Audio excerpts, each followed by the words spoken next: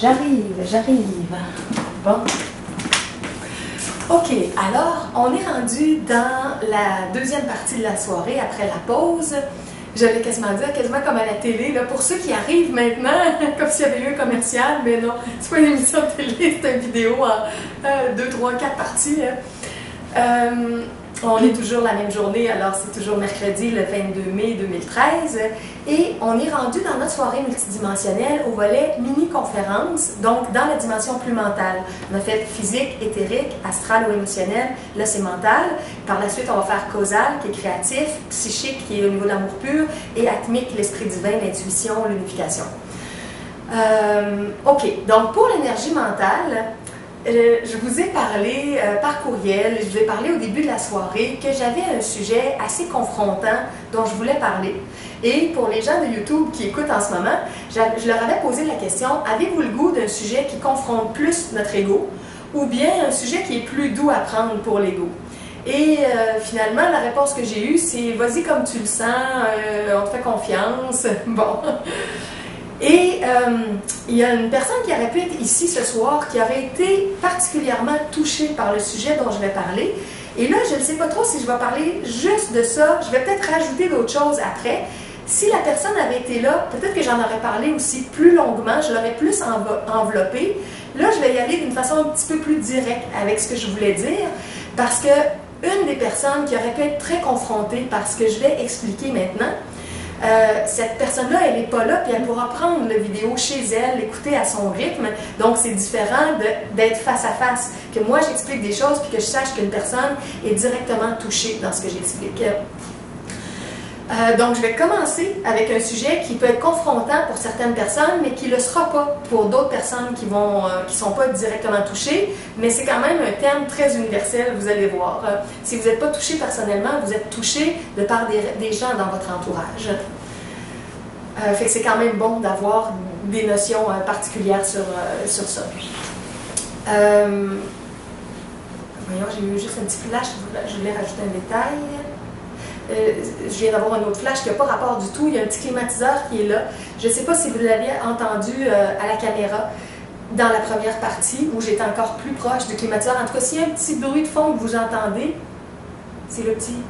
Mais si tu veux l'arrêter, moi j'ai pas chaud. Parce que moi ça va aussi. Ça va aussi. Ouais, tu peux l'arrêter si tu veux. En tout cas, je ne sais pas s'il passe ou non. C'est très faible, hein? Oui, c'est très faible. Oh. Mais ça, c'est parce que c'est hyper sensible.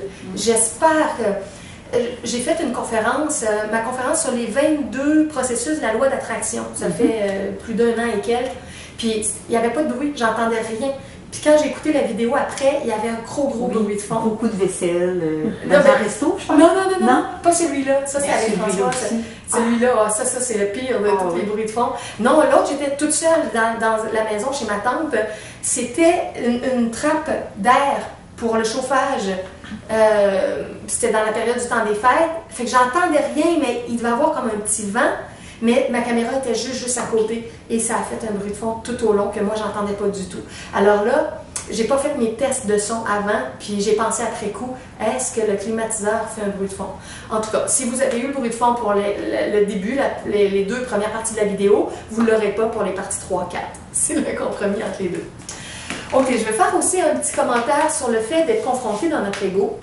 Dans les enseignements spirituels aussi, ce qui se passe, c'est qu'à un moment donné, on est appelé à recevoir des informations qui ne font pas toujours notre affaire. Puis qu'on n'aime pas ça nécessairement, qu'est-ce qui nous est expliqué. Puis c'est naturel qu'il arrive des informations comme ça parce que si on était vraiment des êtres pleinement éveillés, réalisés, immortels, capables de se matérialiser, dématérialiser à volonté, plus d'émotions négatives pour rien, compréhension profonde en tout, énergie harmonieuse à tous les niveaux, bon ben, c'est que toutes nos leçons de base seraient apprises avec la vie matérielle, la vie corporelle, la vie relationnelle. Mais si on a encore des souffrances, des maladies, des conflits, c'est qu'il y a des choses qu'on ne comprend pas bien, qu'on n'a pas encore intégrées, qu'on n'a pas assimilées. Puis quand on reçoit des informations sur ces choses-là, ben, ça nous rentre dedans. Puis il y a une période où on se dit « Ah non, c'est complètement faux, ça n'a pas d'allure, puis je ne suis pas d'accord avec ça. » Puis on peut rester comme ça toute notre vie. Ou on peut s'ouvrir doucement, puis essayer de voir. Et ce dont je vais vous parler dans un instant, ça fait partie de ça. Il y a beaucoup de personnes qui vont écouter cette vidéo-là, puis qui ne seront pas du tout d'accord avec moi. Puis je le sais. Et c'est pour ça aussi que j'en parle pas très souvent, puis que c'est pas évident pour moi quand j'en parle. Mais ça fait un bout de temps que l'Esprit divin en moi me pousse pour que j'en reparle. Et j'avais décidé, c'est ça, que ce serait ce soir. Finalement, c'est plus simple parce que, comme je disais, vous n'êtes pas touché directement. Il y aurait eu une autre personne qui aurait été plus touchée. Je vais vous mettre dans le thème tout de suite maintenant. Qui parmi vous avait écouté ma vidéo l'hétérosexualité, l'homosexualité et la bisexualité? René, tu l'as écouté? Oui, toi aussi, partie, oui. OK. Ouais. Je vais tourner autour de ce thème-là, puis je vais amener certaines informations que j'ai dit ou d'autres nouvelles, bon, des précisions sur tout ça.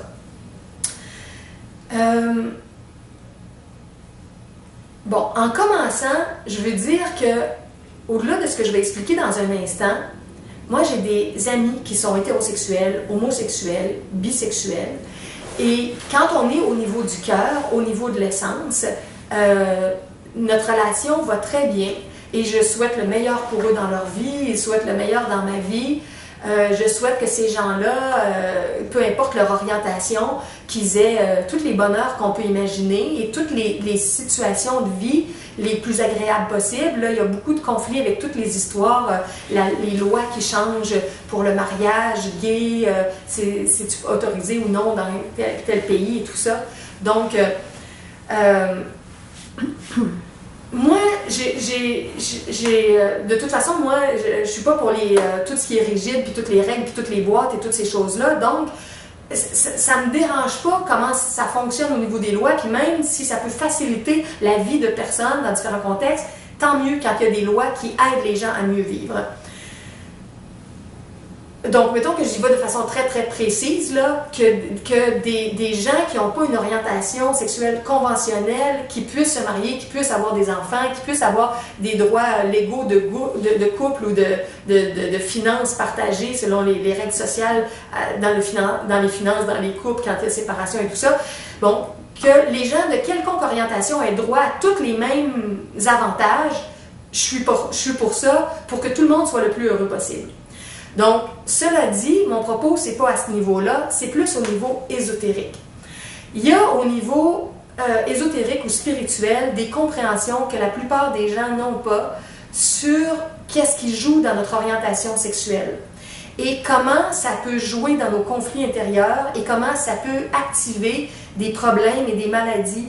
Je ne parle pas du sida, là, je parle de maladies, on peut dire maladies psychosomatiques, parce qu'on vit des relations difficiles qui déclenchent des situations difficiles par la suite dans notre corps.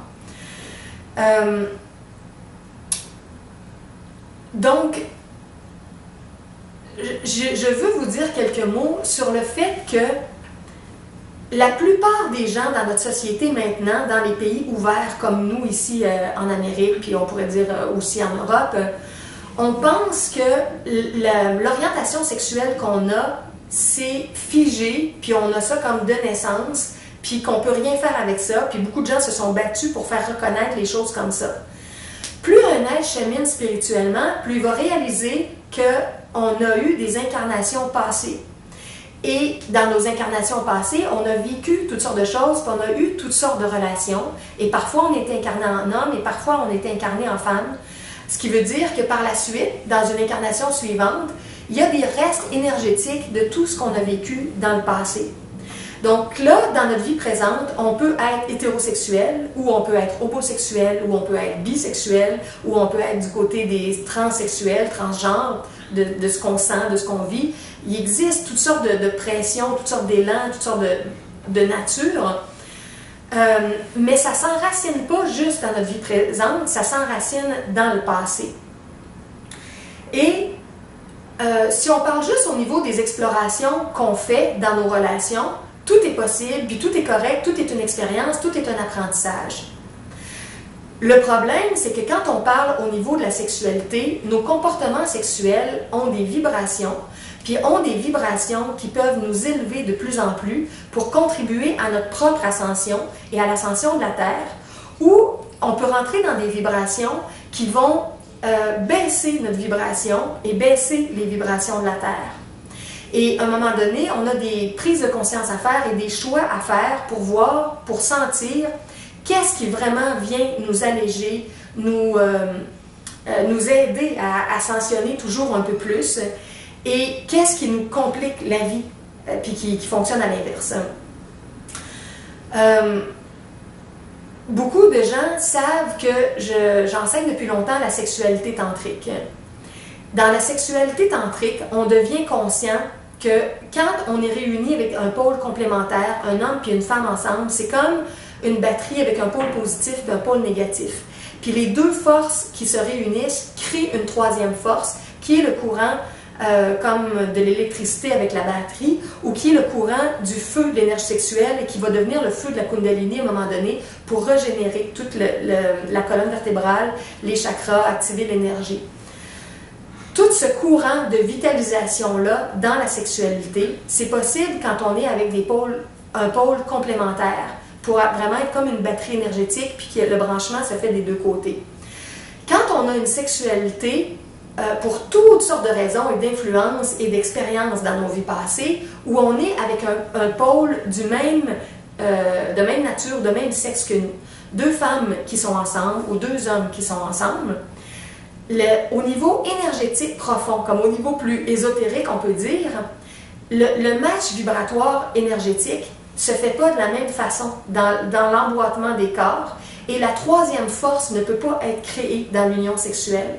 Et l'énergie ne peut pas, par la troisième force, s'élever dans la colonne vertébrale, ce qui veut dire que toute l'énergie qui s'élève, qui s'accumule et qui travaille à venir solariser chacun de nos corps d'énergie puis nous monter en vibration, tout ce processus-là, il ne peut pas s'effectuer quand on est dans une relation avec une personne du même pôle. Ça ne veut pas dire qu'il n'y a pas d'amour. Tous les gens qui sont en couple de façon, par exemple, homosexuelle, ils peuvent avoir plein d'amour, ils peuvent avoir plein de tendresse, plein de respect. Ça peut être une super belle relation.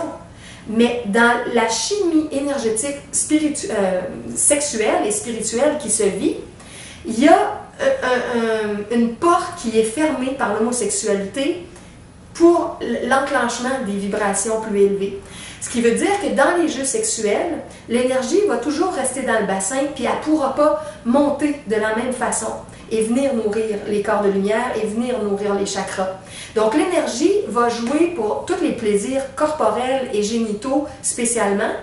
Et comme l'énergie n'est pas capable de rentrer au niveau de la troisième force, parce qu'il n'y a pas complément des deux forces positives, négatives, homme-femme, qui créent la troisième force et l'énergie qui s'éveille vers le haut, l'énergie va saturer dans le bassin puis va pousser pour être déchargée vers le bas et ça va conduire toujours à une sexualité orgasmique qui va dévitaliser, qui va affaiblir les êtres.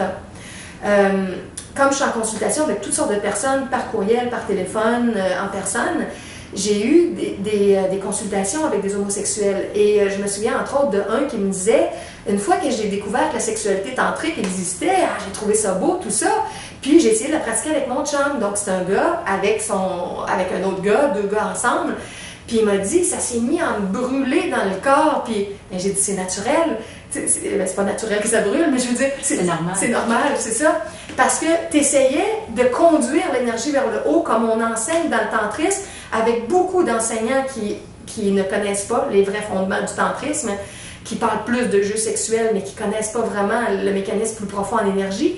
Et c'est impossible que l'énergie vraiment monte. Fait que si on essaie de respirer en profondeur puis de faire monter l'énergie dans le corps, puis que c'est pas possible parce que la troisième force s'enclenche pas, ça fait un feu qui sait plus quoi faire, quelle direction prendre, parce que on essaie de le tirer vers le haut, puis il peut pas, il a pas son chemin énergétique comme avec la batterie, comme j'ai expliqué.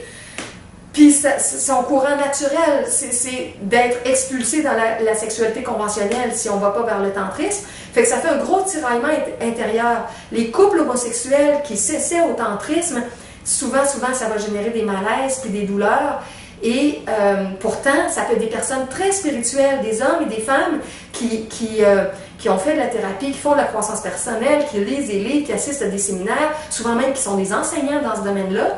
Alors, des très, très belles personnes, mais s'ils commencent à entendre parler de la sexualité tantrique et qu'ils essaient d'appliquer ça, ça ne marche pas dans leur homosexualité. Alors, à un moment donné, il y a un choix qui doit être fait. Et là, c'est là que ça rend confrontant, comme je disais au tout début, parce que la plupart vont dire, Julie, on ne peut pas choisir. C'est pas vrai, on ne choisit pas notre orientation et tout ça. Alors là, j'inviterais ces gens-là, parce que je ne pourrais pas tout redire, à aller écouter ma conférence d'il y a 1 an, au printemps 2012, où j'ai détaillé les causes de l'homosexualité. Puis je vais comme résumer en gros, rapidement, ce qui s'est passé dans des vies passées. Les hommes, quand ils s'incarnent dans les premières vies, sont naturellement hétérosexuels pour fusionner avec le pôle complémentaire. Mais comme on développe notre ego, puis qu'il y a des complications qui se forment, il y a des expériences sociales qui sont difficiles, qui se vivent, il y a des guerres qui éclatent dans les pays, il y a des gens qui sont emprisonnés, il y a toutes sortes de situations qui font que la vie sociale est difficile et les hommes et les femmes peuvent être séparés de différentes façons.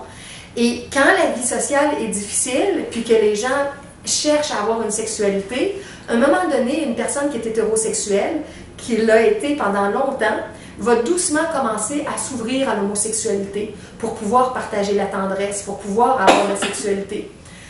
Il y a aussi tous les traumatismes relationnels, l'inceste qui a pu être vécu, la violence avec un des parents, les formes d'abus, que ce soit une mère qui était tyrannique ou que c'était un père, ça génère un traumatisme chez l'enfant, puis une grande difficulté dans sa relation avec sa mère ou avec son père qui peut se répercuter dans les attractions sexuelles. Les difficultés aussi avec les grossesses, avec les enfants, avec les souffrances d'avoir parfois trop d'enfants, pas assez d'argent. Bon, il y a eu beaucoup de pauvreté, on recule dans les siècles, une vie de misère parfois quand les gens, c'était très difficile la vie de famille avec plusieurs enfants. Donc, il y a eu des traumatismes aussi avec les familles, avec les enfants, et certains, à un moment donné, se disent « Moi, je veux pas d'enfants, il ne faut pas que j'aie des enfants, il ne faut pas que je me retrouve dans une misère. » Et peut-être qu'ils ne l'ont même pas vécu dans cette vie-ci, mais leur âme se souvient. Alors, naturellement, ça va pousser plus vers l'homosexualité, parce que dans l'homosexualité, il n'y a pas de danger d'avoir des enfants ou trop d'enfants, puis c'est juste par un choix vraiment très, très conscient, puis c'est même un peu complexe, d'avoir un enfant dans une relation homosexuelle. Alors, il y a beaucoup de situations qui ont poussé les hommes graduellement à développer un attrait pour l'homosexualité. Mais ce n'était pas le courant originel premier. Et un autre élément aussi que je veux mentionner, je l'avais mentionné, mais je veux le dire parce que c'est très important. On vient d'époques aussi où il y a eu des groupes sociaux importants de clans de femmes et de clans d'hommes. Et comme on vient d'une époque patriarcale aussi, les hommes avaient des cercles de pouvoir où ils se rencontraient, où ils discutaient, où ils décidaient ensemble. Et ça séparait beaucoup les hommes et les femmes. Et ça faisait en sorte, à un moment donné, que les femmes laissées à elles-mêmes dans toute leur organisation pour la maison, puis les enfants et tout ça, pouvaient se tourner vers d'autres femmes parce que les hommes étaient peu là, dans bien des contextes, et vice-versa. Les clans d'hommes qui décidaient, qui s'organisaient, qui partaient à la guerre ensemble, ou qui étaient des politiciens ensemble, ou tout ça, développaient des grandes affinités, des grandes amitiés, des philosophies partagées ensemble, des clans de philosophes. Et ces hommes-là, qui étaient tellement proches, bien, à un moment donné, s'ils voulaient avoir une affinité, développer des affinités plus profondes, c'était comme avec un homme, parce que s'ils revenaient à la maison, ils ne pouvaient pas parler de ces choses-là, philosophiques, politiques et décisionnelles de la même façon, parce que les clans étaient très, très, très séparés. C'est pour ça que aussi, tout ce qui fait que dans notre société aujourd'hui, on travaille l'équilibre homme-femme, puis on essaie de ramener les avantages semblables autant pour les femmes que pour les hommes. Ça nous aide aussi au niveau de nos couples, d'une certaine façon, pour qu'il y ait un respect qui circule vraiment dans les deux sens. Donc, ces expériences-là du passé, dans les siècles passés, puis ça existe encore dans toutes sortes de régions, même aujourd'hui sur notre Terre, ça sépare beaucoup les sexes, puis ça fait en sorte que des fois, quand on partage presque tout avec certaines personnes du même sexe, bien, on va vouloir aller dans la sexualité aussi avec les personnes comme ça, du même sexe que nous. Bon, tout ça pour résumer rapidement qu'il y a eu un début aux expériences homosexuelles, puis il y a une possibilité aussi de renverser ça, même si ce n'est pas évident. Mais une fois qu'on sait que c'est possible et que ce n'est pas figé autant que certaines personnes le pensent, On a toute une ouverture, un petit peu comme il était question dans la première partie quand tu as parlé que tu pouvais demander l'aide de la Mère divine, puis que tu remarquais que tu avais des nouvelles inspirations, une nouvelle énergie, une nouvelle façon de voir, parfois qui intervenait parce que tu demandais l'aide divine. C'est vrai aussi pour ça, pour toutes les situations d'homosexualité, et c'est vrai dans n'importe quel problème de vie, quelqu'un qui serait aux prises avec la drogue, avec la boulimie, avec les problèmes alimentaires de gourmandise, avec le mensonge, la peur. Quand on demande l'aide divine, des fois on est pris avec une situation qui nous semble impossible, puis il y a des transformations qui peuvent se produire. Alors, une personne qui veut vraiment aller vers l'ascension, et là, je ne suis pas la seule à l'enseigner. Moi, je vous le dis, puis je le sais, comme j'ai dit, que ce n'est pas un discours populaire, mais les maîtres ascensionnés l'enseignent aussi. C'est une personne qui va avoir à retrouver son énergie d'hétérosexualité, puis qui va avoir à se défaire de ses anciens comportements. Et moi qui sais ça depuis longtemps, puis qui en parle, puis qui approfondit ça, j'ai été souvent agréablement surprise de voir qu'en consultation, les gens arrivent avec une orientation fixe, figée d'homosexualité. Puis là, on parle de toutes sortes de choses, puis je les introduis à cette vision-là différente. Et ils en viennent à me dire, au fond, je sens que je ne suis pas juste homosexuelle, je suis bisexuelle. Puis des fois, je réalise qu'il y a quelqu'un de l'autre sexe qui me fait de l'effet. Mais j'étouffe ça parce que moi, je me dis, ah, je suis homosexuelle, je suis comme ça. Non, les autres, je veux rien savoir de l'autre sexe. Une fois qu'on sait qu'on n'est pas si figé, puis que dans nos différentes vies, on a pu avoir des expériences d'homosexualité, puis des expériences d'hétérosexualité, puis des expériences de bisexualité, on se réouvre à tout ça qui nous habite, puis qui peut être caché quelque part à l'intérieur de nous. Et il y a une possibilité de rouvrir de plus en plus la porte et d'aller vers la guérison des situations qu'on a vécues qui ont été difficiles et qui nous ont poussés et cristallisés dans l'homosexualité. La bisexualité, j'en avais parlé dans l'autre vidéo, mais je vais le résumer, c'est quelqu'un qui a encore beaucoup de son hétérosexualité, mais qui a eu certaines expériences homosexuelles, puis là, qui est un peu entre les deux, que l'être réalise que les deux sont possibles. Je peux avoir de la sexualité avec une personne de l'autre sexe ou du même sexe, puis ça dépend, je vais voir qu'est-ce qui va se passer, je vais voir c'est qui les âmes que je vais rencontrer. Et s'il y a beaucoup de nouvelles expériences qui se cristallisent de la même façon, par exemple, davantage de nouvelles expériences homosexuelles, bien là, ça va s'ancrer davantage, puis à un moment donné, l'être va naître, puis il va avoir eu beaucoup de séquences d'homosexualité, donc la personne va se penser uniquement homosexuelle. Mais c'était pas figé profondément dans son âme, ça vient d'un conditionnement. Il y avait une idée que je voulais dire, mais elle m'a passé en même temps que j'expliquais, puis là, elle vient de repartir. En tout cas, quand je la retrouverai, je la dirai. Alors, actuellement, dans notre société, les gens qui sont dans l'homosexualité ou la bisexualité ou la transsexualité, ils vont se battre pour se faire reconnaître, puis qu'on les aime quand même, puis qu'on les accepte. Puis je les comprends, parce que de la façon dont ils se sentent, puis avec tous les élans qu'ils ont en ce moment, c'est naturel qu'ils veulent qu'on n'ait pas de haine ou de mépris ou de violence ou de quoi que ce soit envers eux. Puis j'espère que tous ces comportements-là plus barbares et égocentriques vont graduellement disparaître. Donc on n'a pas à, comme je disais, à haïr, à violenter, à mépriser tout ça, qui que ce soit, pour sa façon de s'exprimer et de vivre sa sexualité. Mais comme je l'ai expliqué depuis tantôt, si on veut que nos énergies s'élèvent et s'accumulent et se solarisent de plus en plus, ça prend l'ouverture à l'autre sexe. Et quand les maîtres ascensionnés l'expliquent, vous pouvez entre autres aller aussi sur le commentaire sur l'homosexualité du maître ascensionné Jésus au bas de mon texte sur la sexualité tantrique. C'est mon site everyoneWeb.fr/sexualité tantrique et j'ai un lien direct qui vous conduit à ce texte-là. Et entre autres, il explique que pour devenir un être ascensionné, il faut éliminer tous nos blocages d'ego, mais tous nos blocages avec les deux sexes.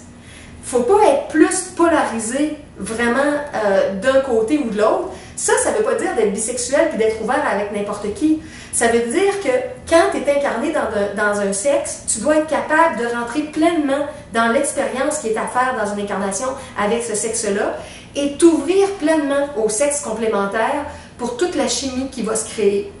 Mais s'il y a eu des traumatismes, puis des blessures, puis des conditionnements forts, ça va faire en sorte que ça va être très difficile dans certains contextes. Ah oui, je viens de retrouver l'idée que je voulais dire. Ce que je voulais dire, c'est que on retrouve les âmes qu'on a connues dans les incarnations passées. Donc, si on a eu une histoire de couple avec une certaine âme, avec plusieurs âmes, on a eu plusieurs histoires de couple dans nos vies passées, et qu'on retrouve ces âmes-là, qu'on soit hétérosexuel, homosexuel, bisexuel ou transsexuel, il y a une chimie très très rapide parce qu'on se reconnaît sans avoir la mémoire du passé.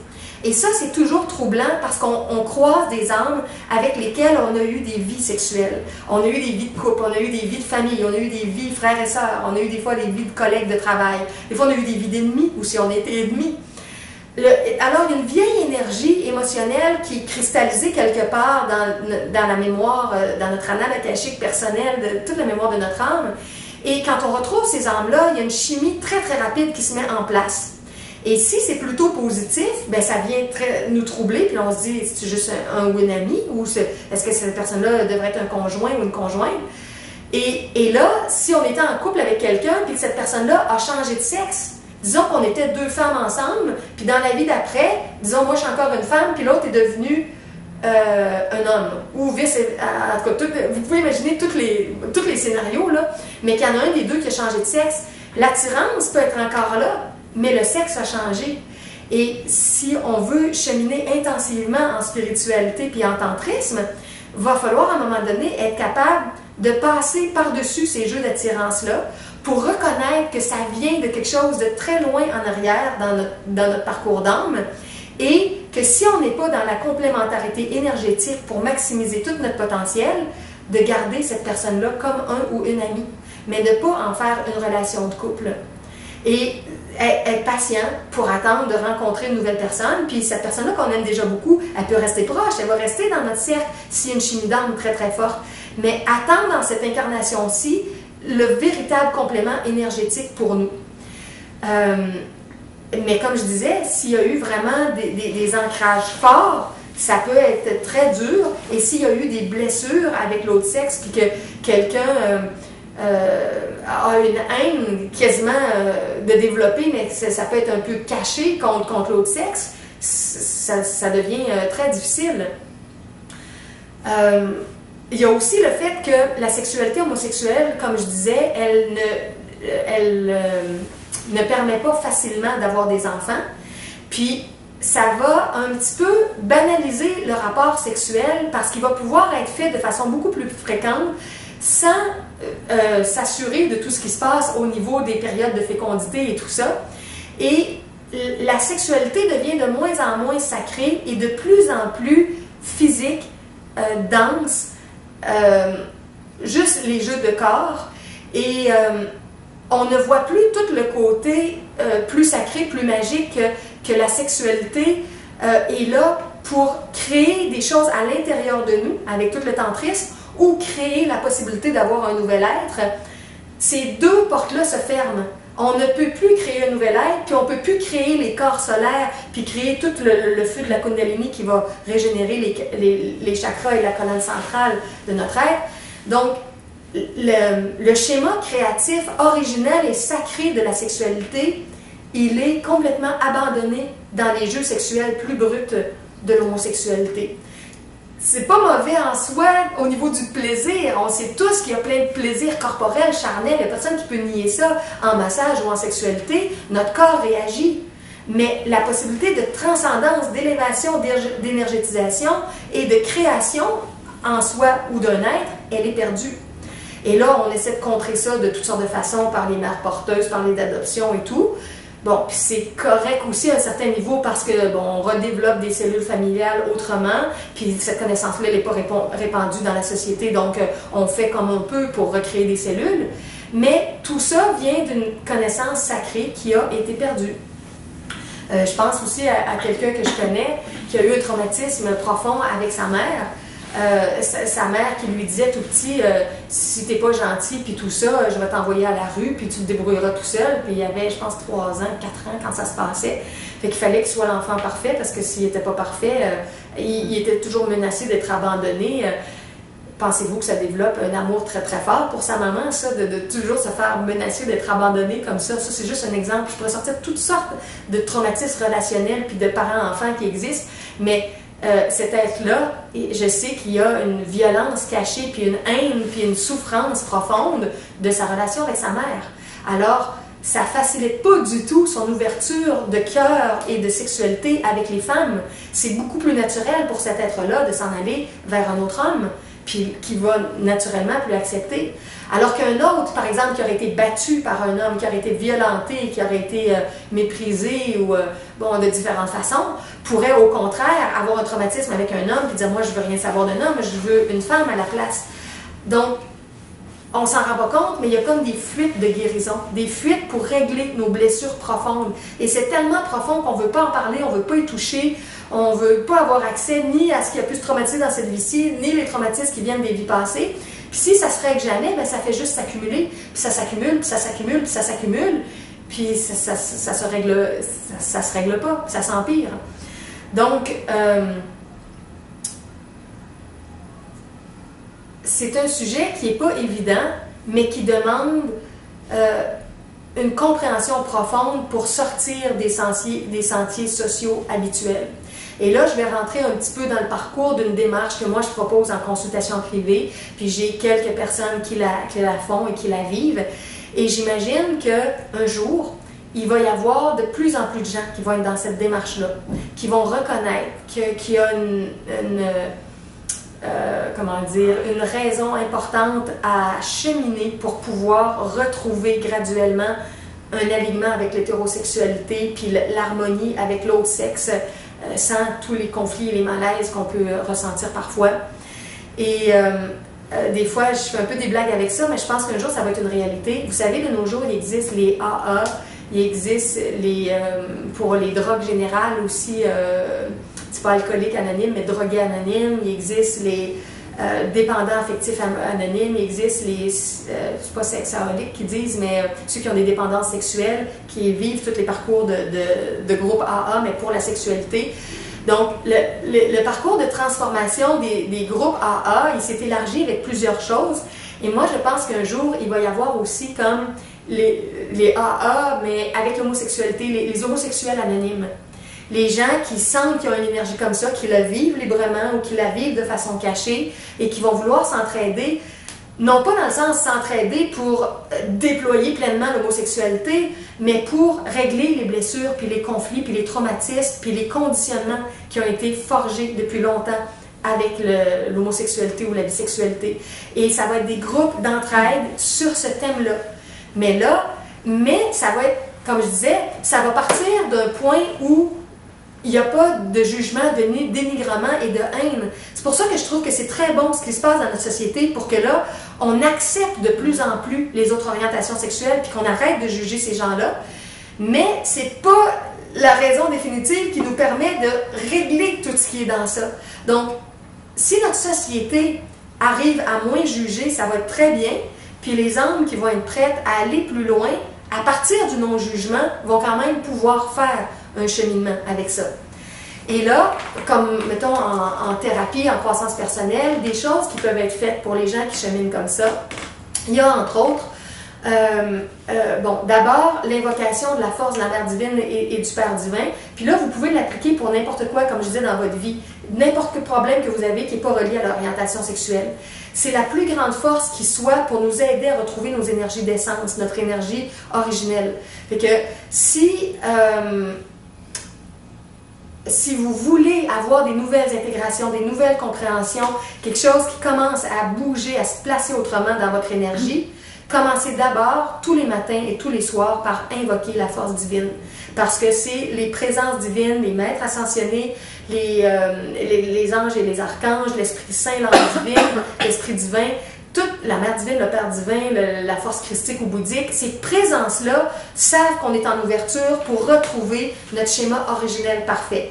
Donc, on leur demande leur aide, puis il va y avoir toutes sortes de choses qui vont se placer dans notre quotidien avec cette aide-là, comme des gens qui ont des problèmes alimentaires ou de drogue ou de ci ou de ça, qui reçoivent une force divine, puis que tout d'un coup, leurs habitudes changent profondément. Il ne faut pas sous-estimer comment on peut changer. Mais c'est sûr que si la personne, elle se dit « Ah, ben moi, je suis comme ça, puis je vais toujours être comme ça, puis je veux toujours être comme ça, puis il n'y a pas une personne qui va me faire changer », la fermeture est toute là. Il n'y a pas de possibilité, là. Surtout si la personne, elle a travaillé sur son acceptation, oui.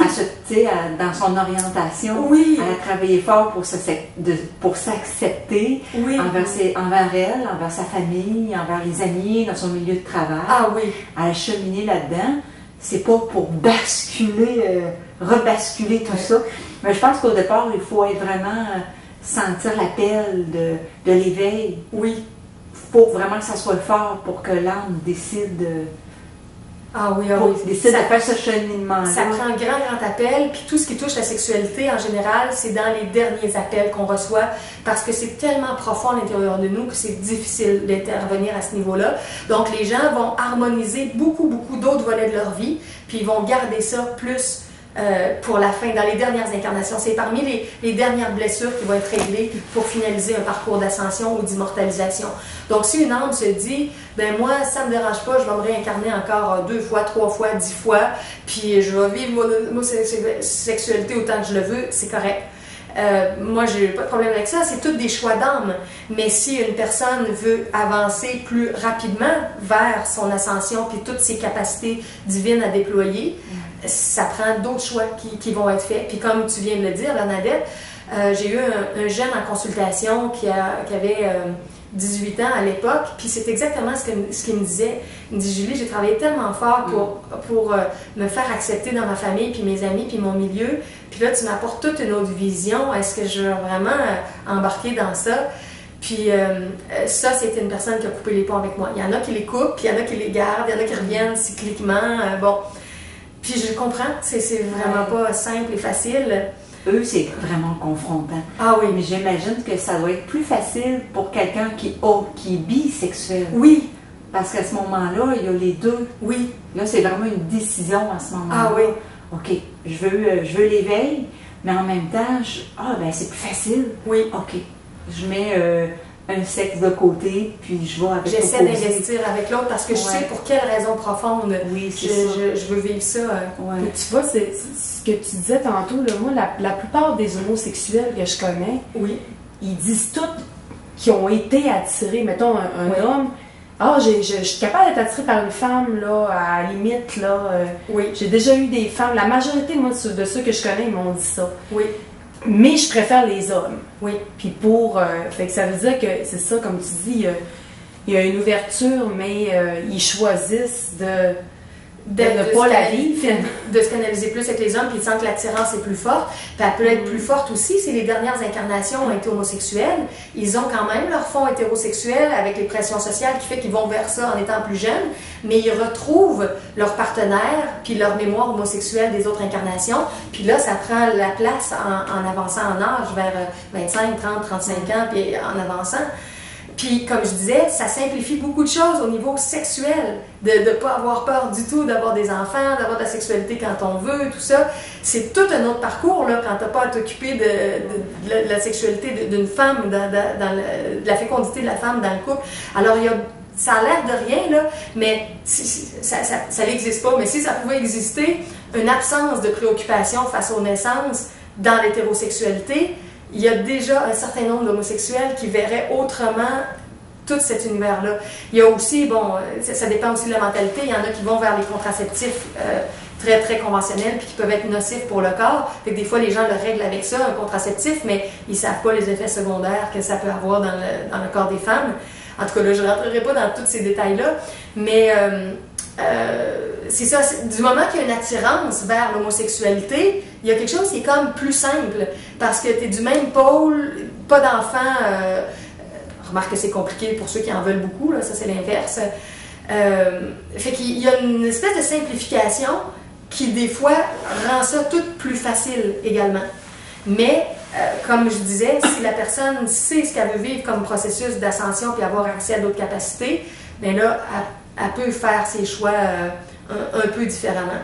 Je pense entre autres à quelqu'un d'autre que j'ai eu en consultation qui me disait aussi, j'ai rencontré un clairvoyant il y a plusieurs années qui m'a dit qu'un jour je retournerais vers les femmes. Puis j'étais tellement étonnée, puis je pensais que ça se ferait pas. Puis il dit là, je vois que je viens de te rencontrer, tu m'expliques tout ça, j'ai une ouverture nouvelle, je suis en train de vouloir, oui, revenir vers ma bisexualité, puis réessayer doucement vers l'hétérosexualité. Puis il dit, je vois que ça m'avait été annoncé, mais je le comprenais pas, puis je voyais pas pourquoi, mais là, je comprends. Fait que lui, clairvoyant qui avait dit ça. Mais tu vois, Alexandre Lowen, il croyait, il recevait du monde en thérapie, puis il essayait, il a dit qu'il a aidé des homosexuels à revenir hétérosexuels. Okay. Parce que moi, je l'ai étudié en psychologie, puis c'était quelqu'un que j'aimais bien sa conception des choses. J'ai lu un livre qu'il avait écrit sur la sexualité, mais moi, j'avais trouvé ça super intéressant, le livre, puis un jour, je l'ai prêté à une amie. Okay. Puis elle avait une belle-sœur homosexuelle dans son entourage, puis moi, comme j'ai quand même beaucoup d'homosexuels, j'en ai connu beaucoup, mais ça me dérange pas, là, mais je veux dire, j'étais capable de lire le livre, puis j'avais une ouverture à ce qu'il disait. Puis j'ai prêté le livre à mon ami qui me l'a remis en me disant, je lis pas ça, moi, c'est plein de préjugés, puis ah non, c'est un vieux livre, puis c'est des vieilles conceptions, puis c'est plein de préjugés. Ben, j'ai dit, à la limite là, quand tu reçois ça, sur le coup, tu te dis, hey, c'est-tu vrai qu'il y a des préjugés? C'est peut-être moi qui... Mais ben là, mais je me dis, c'est ça, mais dans le fond, je me disais, j'ai pas de préjugés contre les homosexuels, mais j'étais ouverte à son idée quand même. Mais en tout cas, c'est ça, c'est sûr que là, avec ce que tu expliques, moi, j'avais regardé ton vidéo là, que tu avais faite là-dessus. Puis là, je m'étais dit, justement, j'avais repensé à cette situation-là. Puis je m'étais dit, dans le fond, c'est parce qu'elle a un préjugé, parce que là, elle y va, comme tu dis, là, tu sais, l'espèce de... comment je dirais ça? Lui, il parlait peut-être une conception plus près de la spirituelle de l'homosexualité, Alexandre Lowen. Tandis qu'elle, quand elle a commencé à lire le livre, elle a vu des préjugés parce qu'elle ne comprenait pas la dimension que... Ce que ça me fait penser quand tu dis ça, c'est une autre conférence que j'avais faite où je parlais du cours en miracle et de la sexualité tantrique. Puis je vais résumer vite parce que c'était déjà dans ça. C'était que Jésus a donné des enseignements sur la sexualité, puis il a parlé de l'importance de l'énergie sexuelle, puis il n'a pas expliqué tout le tantrisme comme moi je le détaille, mais c'était comme un peu voilé, dit à certains niveaux, de comment l'énergie sexuelle est précieuse, puis qu'on ne peut pas faire n'importe quoi avec. Puis il a parlé un peu de l'homosexualité parce que Bill qui accompagnait Hélène, les deux qui ont écrit le cours, Hélène le recevait, puis Bill le dactylographiait. Par la suite, Bill est homosexuel. Alors les deux, pendant 7 ans, ont été dans la présence de Jésus pour Hélène recevoir le message, Bill en parler puis dactylographier. Et Jésus avait donné quelques conseils à Bill, sachant qu'il était homosexuel, pour lui dire qu'il y avait des blessures puis qu'il y avait des choses à régler et tout ça. Mais, comme tu dis, les gens qui se disent que c'est des vieilles histoires et des vieux préjugés, Kenneth Wapnick, qui est arrivé dans le décor, qui était un grand enseignant par la suite, a justement pensé que c'était une information qui n'avait pas d'allure, qu'Hélène avait mal compris le message, que c'était du vieux catholicisme ou de la vieille religion, puis il a tout rejeté ça, puis il a exclu ça du texte officiel du cours en miracle. Mais pourtant, Jésus en avait parlé, mais c'était tellement confrontant, tellement difficile à prendre, parce que là, on est plus dans un air de liberté ou ouverture avec la sexualité, mais sans tout comprendre quel problème ça apporte, puis bon... donc, il en avait parlé, mais pour certaines personnes, ils ont dit « Oh non, c'est trop rétrograde, ça, puis ça fait pas d'allure, puis on l'exclut. » Et là, ça rentre aussi dans ce que je disais au tout début. Qu'est-ce que ça prend pour qu'on soit capable de parler de ces choses-là, puis de s'en parler, puis d'en parler même publiquement? Puis c'était relié à l'autre thème que je voulais parler, puis je vais finir un petit peu avec ça pour tout ce sujet-là ce soir. C'est difficile d'aller contre les idées établies, autant pour les homosexuels en ce moment qui essaient de se faire reconnaître puis de ne pas se faire mépriser, que des gens comme moi qui arrivent au troisième niveau, comme une troisième étape dans la conscientisation, puis de remettre toutes ces idées-là en question, puis de les revoir encore sous un nouvel angle.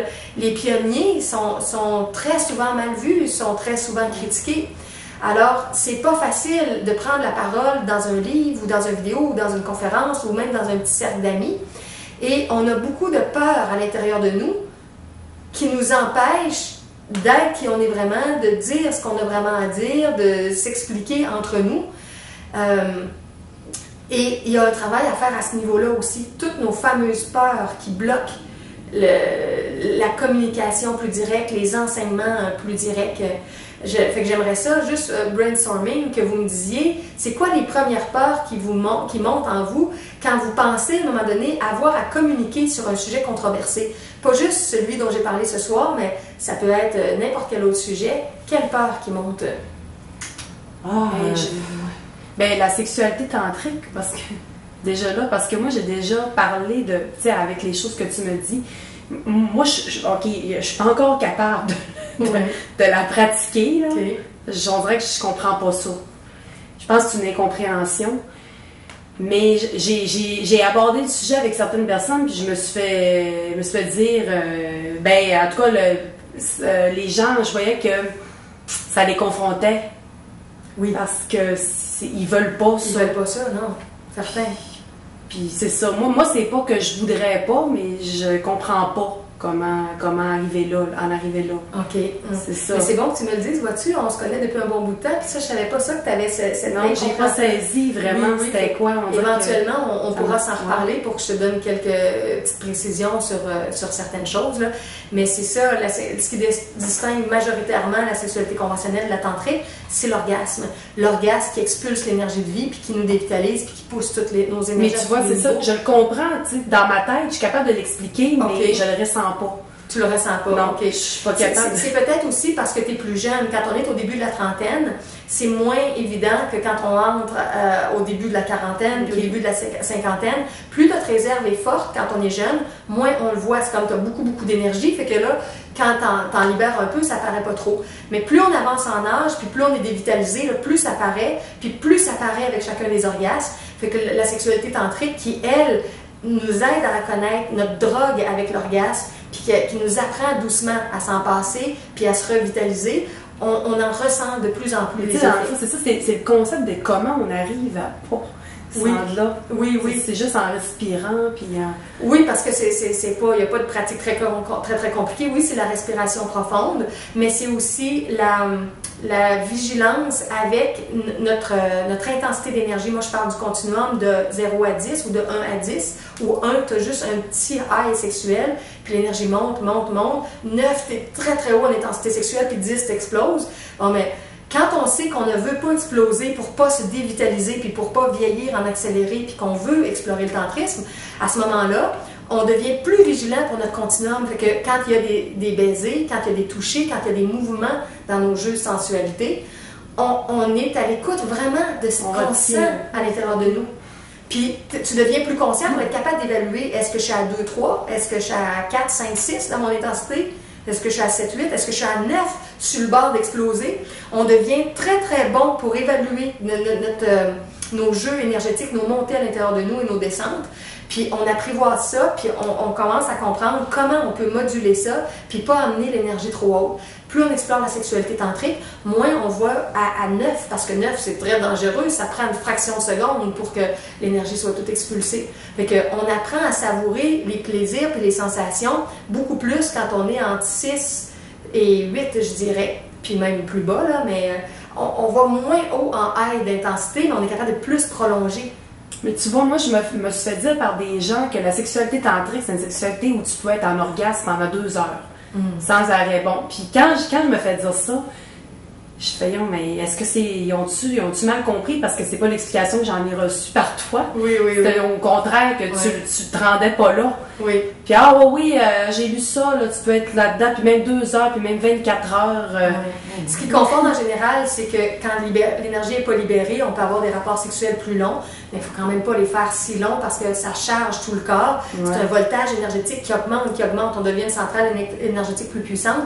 Puis on ne peut pas faire ça infiniment sans arrêter parce que c'est trop, puis de toute manière, ça va pousser après ça pour qu'on ait un orgasme. Fait qu'il y a une prolongation. On peut avoir des rapports plus longs, mais à comparer à tous ceux qui sont précoces, puis après quelques minutes, quelques secondes, l'énergie est libérée.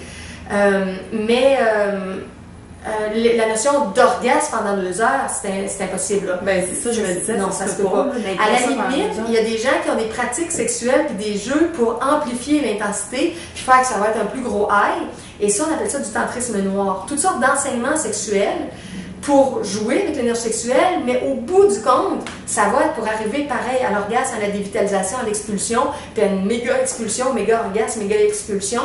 Donc, énergétiquement, c'est très dévastateur. Là. Puis des gens qui ont des week-ends à avoir plein d'orgasmes comme ça en faisant l'amour, ils sont aux oiseaux avec leur partenaire et c'est nouveau leur couple, bien, ils vont être hyper fatigués puis dévitalisés quand ils vont commencer leur semaine. S'ils répètent ça souvent, là, ça a des conséquences. Ils pensent qu'ils sont relax. Oui, ils sont juste calmes puis bien, puis, mais toute l'énergie est drainée au niveau du mental, au niveau de l'astral, au niveau d'éthérique, au niveau du physique, fait que ça draine les êtres. À court terme, ça paraît moins. À plus long terme, ça paraît plus.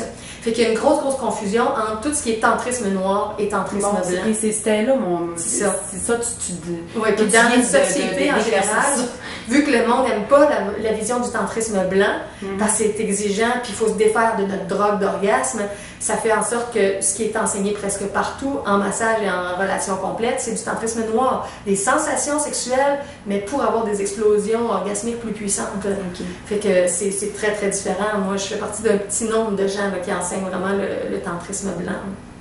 Okay. Je reviens sur les peurs. Y avait-tu une peur que tu voulais mentionner, Bernadette, quand on a communiqué des choses difficiles? Qu'est-ce qui monte comme peur? Oui, ben c'est la peur d'être jugé, le jugement. Oui. Hein, d'être mal perçu, de ne pas être compris. Moi, je te trouve courageuse parce que tu es une des seules qui en parle. Oui. Même tu parles de plein de sujets sur tes sites, sur tes vidéos. Puis moi, je pense que la peur aussi, c'est de ne pas être clair aussi dans ce que je dis, que les gens comprennent bien, pas juste dire une partie, puis qu'il manque une partie d'information pour que je sois bien comprise, là, tu sais. Oui. Ouais. Mais tu sais, dans le fond, ça tu l'expliques bien, mais il y a des... Tu sais, si les gens ont une fermeture à ce que tu dis... Oui. À un moment donné, il n'y a plus rien qui mais rentre. c'est important d'assumer ce qu'on dit. Puis moi, j'ai cette peur-là aussi de ne pas l'assumer complètement, parce que la peur d'être jugé, d'être mal perçu, d'être vu comme peut-être quelqu'un de weird ou quelqu'un qui est... Ouais, moi, je le fais plus avec les gens avec qui je me sens confiance, puis que je sais que ces gens-là, il y a une ouverture. Mais moi, je te trouve courageuse. Oui. Puis même, moi, je dis souvent, parce que je l'ai déjà dit aussi, même les gens qui sont homosexuels ou qui finissent par le dire, par assumer, moi, je trouve ça courageux. Aussi. Courageux, mais vraiment courageux, parce que moi, si je le serais, je ne sais pas si je serais capable de le dire. Forcément, à quelque part, oui, parce que je voudrais être bien, mais je suis contente de pas... Je crois que je suis contente plus tôt dans la soirée, Stéphanie a parlé à un moment donné que quand on n'est plus en couple, à un moment donné, on peut découvrir une force à l'intérieur de nous, puis s'y relier par moment, puis réaliser qu'on n'est pas si en dépression que ça, même si on est devenu célibataire, puis que tout le monde devrait être en peine d'amour, puis finalement, tu ne l'es pas tant que ça, parce que tu sens la force à l'intérieur de toi. Quand on est plus marginal, quand on est plus pionnier, innovateur, différent des autres, il faut se relier beaucoup à cette force-là aussi, pour savoir que même si on n'a pas certains supports externes, même s'il y a des gens qui ne comprennent pas ou qui ne nous aiment pas, que notre force, elle ne vient pas de l'externe, elle vient de l'intérieur. Puis c'est ça qui nous tient debout. C'est ça qui fait qu'on fait ce que notre conscience dit. C'est ça qu'il y a une différence entre ça et refouler. Oui. Tu sais, j'ai pas de peine parce que je refoule. Oui. J'ai moins de peine. J'ai moins de peine parce que je refoule ou j'ai moins de peine parce que j'ai trouvé, tu sais, un autre sens à ce que je vis, là, dans le fond. OK, on pourrait dire plein de choses. Je vais juste finaliser avec 2-3 petits détails pour aider les gens qui sont en cheminement avec tout ça, leur orientation sexuelle. Parce que j'ai parlé de plein de choses, puis finalement, dans les outils, j'en ai pas tant parlé. Un des éléments aussi, c'est tout ce qui est les formes de thérapie qu'on appelle comme le rebirth, la respiration profonde, puis pour retrouver des blessures qu'on a eues à certaines étapes, puis qu'à un moment donné, ça bascule dans des blessures dans d'autres vies passées ou des conditionnements de d'autres vies passées. Donc, une personne qui s'ouvre pour retrouver sa mémoire de là où il y a eu des ancrages forts, des blessures fortes, des conditionnements forts, c'est déjà une aide pour réaliser qu'on n'est pas qui on est juste par hasard, puis comme ça, puis définitif, comme je disais, il y a des événements qui nous ont formés, qui nous ont marqués. Alors, la thérapie avec le rebirth, ça peut aider. Les gens qui vont aller rencontrer des clairvoyants qui ont des capacités à plonger dans les mémoires ou dans les corps d'énergie pour voir des choses, puis voir des détails des vies passées. Des fois, quand il explique des situations d'une vie passée, ça peut expliquer des choses dans le présent. Donc, cette ouverture-là à la réincarnation puis aux mémoires d'âme qu'on porte, ça peut expliquer des choses qui vont aider. Ensuite, le fait d'apprivoiser le toucher ou les échanges, dans ce que moi j'enseigne qui est relaxation énergisante puis massage avec accessoires. Si on est très compatible énergétiquement, ça peut être fait avec les mains directement, là. Mais si on n'est pas sûr des énergies, si ça va être bénéfique pour les deux, l'échange, on le fait avec les accessoires. Ça, c'est toute une façon aussi de réapprivoiser notre sensualité, parce qu'un homme qui est toujours avec un homme puis qui commence à se réouvrir aux femmes, ou vice-versa, des femmes qui sont toujours avec les femmes et qui commencent à se réouvrir à un homme, bien, au début, c'est pas évident. Les jeux de tendresse, comment s'apprivoiser, comment se réouvrir à la différence de l'autre, de son corps, de ses... Bon, alors, la sexualité, c'est encore plus intime que la relaxation énergisante ou le massage énergisant. Fait que si on commence avec ça, c'est déjà une façon de voir comment on va se sentir, puis qu'est-ce qui monte. Puis c'est quoi nos malaises. Fait que c'est déjà une façon moins intense d'explorer la chimie complémentaire homme-femme à travers cette forme de sensualité-là, pour déjà dénouer des choses qui vont nous rapprocher du fait de pouvoir avoir une intimité complète ou faire l'amour complètement et idéalement, tantriquement avec l'autre personne.